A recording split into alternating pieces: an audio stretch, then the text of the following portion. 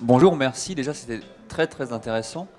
Je voulais savoir, est-ce que c'est des solutions qui sont adaptées à des entreprises un peu plus petites? Parce que là, on a cité toujours des gros groupes. Est-ce qu'une PME, c'est une solution qui pourrait être aussi adaptée pour une PME?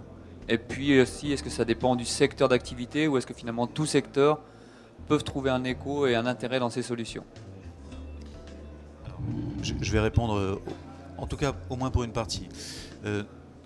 Les technos, donc moteurs sémantiques, vont avoir un intérêt essentiellement, pas exclusivement, j'ai donné un autre exemple, essentiellement dans du B2C.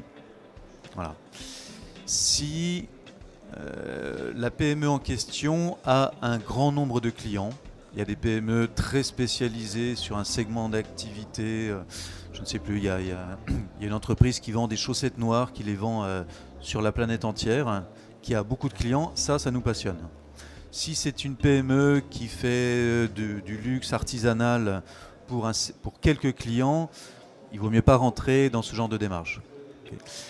Donc essentiellement B2C, avec un nombre de clients significatif.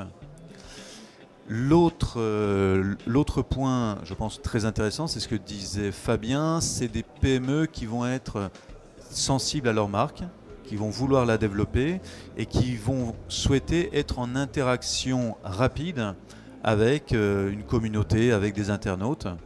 Là, surveiller le web tout seul avec ses petits bras, c'est simplement pas possible. Voilà. J'ajouterais un point, en fait, ces technologies, comme elles sont innovantes, il y a toujours cette question de la première fois, donc du test. C'est pour cela que, par exemple, en fait, en conseil, et notamment avec OUI, nous proposons ce que l'on appelle des prestations de conseil outillées.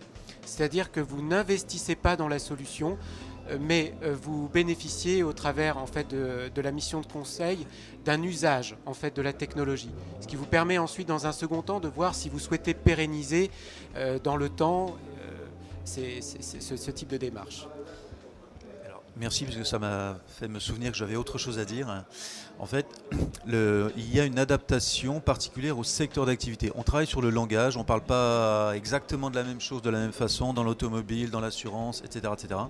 Donc il y a une déclinaison sectorielle de nos offres qui va jusqu'à un packaging total qui fait que pour un prix, parce qu'il y a évidemment l'équation prix, pour un prix très raisonnable, vous pouvez bénéficier d'un package adapté au secteur sous réserve qu'on connaisse le secteur, il y en a qu'on ne connaît pas.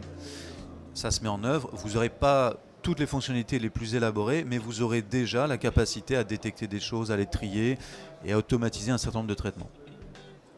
Bonjour, c'est une question pour Trendy Buzz. Toutes les données que vous produisez, est-ce que ces données, entre guillemets, appartiennent aussi aux clients? C'est-à-dire que si, là on parlait surtout de choses instantanées, de photos, mais si on avait un suivi par exemple annuel et vouloir voir des évolutions trimestrielles, est-ce que c'est vous qui proposez cette prestation de suivi ou est-ce qu'on peut le donner à une société d'études ou... Voilà, quelle est la propriété de ces informations et comment sont-elles exploitables par le client? Donc nous, on ne fait que collecter ce qui est public sur Internet. La loi nous autorise à conserver le titre, la source et la citation courte. Donc ce sont des informations qui restent en base et qui sont exploitables aussi longtemps que l'on travaille ensemble. Au commencement, on peut remonter jusqu'à 6 mois en arrière et ensuite on va conserver l'historique aussi longtemps que l'on collabore ensemble. Donc ce qui vous permet de comparer des périodes, des trimestres ou de vous focaliser sur des journées ou même sur des demi-journées s'il y a des choses très importantes. Oui, bonjour, encore une question pour la même personne. Comment est-ce que vous collectez les données sur Internet? Vous les achetez comment ça Non, se passe, justement pas. pratiquement? C'est vraiment c'est notre métier. On a développé des robots totalement autonomes qui vont indexer l'information à la source. Donc on a un gros pôle recherche et développement, grand pôle informatique avec des gens qui recherchent la réactivité et l'exhaustivité.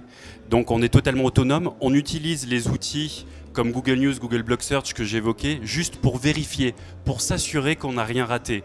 Et si jamais il y a des informations qui sont passées à travers les mailles du filet, elles sont ajoutées dans notre base dans un délai de 4 heures jour ouvré. C'était la raison pour laquelle on parlait de ces jours ouvrés. Ce sont des êtres, des êtres humains qui vont compléter la base. Une question sur les blogs, parce qu'aujourd'hui, on entend dire assez souvent qu'il y a de plus en plus dans les blogs d'avis de consommateurs qui ne sont pas des consommateurs, mais des blogueurs entre guillemets professionnels payés pour justement parler de la marque. Vous en êtes où, vous, dans cette réflexion aujourd'hui par rapport à ça ? Tout comme Google, on dénonce plutôt ce type de comportement. L'idée, c'est de laisser le pouvoir aux consommateurs, très clairement. Il y a des règles qui sont établies depuis quelques temps. Chaque blogueur qui publie de l'information sponsorisée est obligé de le déclarer. Donc ça, c'est le premier point. Le second point, il y a toujours énormément d'agences qui proposent de mettre de faux vrais avis, aussi bien sur les blogs que sur les moteurs d'avis. Et ça va même plus loin, c'est Facebook, c'est Twitter, c'est les followers, c'est les fans, etc. Voilà, donc il y a des gens peu scrupuleux qui peuvent vendre 150 fans, qui vont créer de faux comptes, voilà. Et ça se fait, je dirais pas de plus en plus, parce que ça coûte très très cher à la marque en termes de réputation lorsque c'est découvert, et on le sait tous, tout se sait. Donc je pense que ce sont des pratiques qui se marginalisent. Ça dépend des secteurs quand même. Merci encore une fois, on vous attend si vous souhaitez un stand de B19. Merci à vous.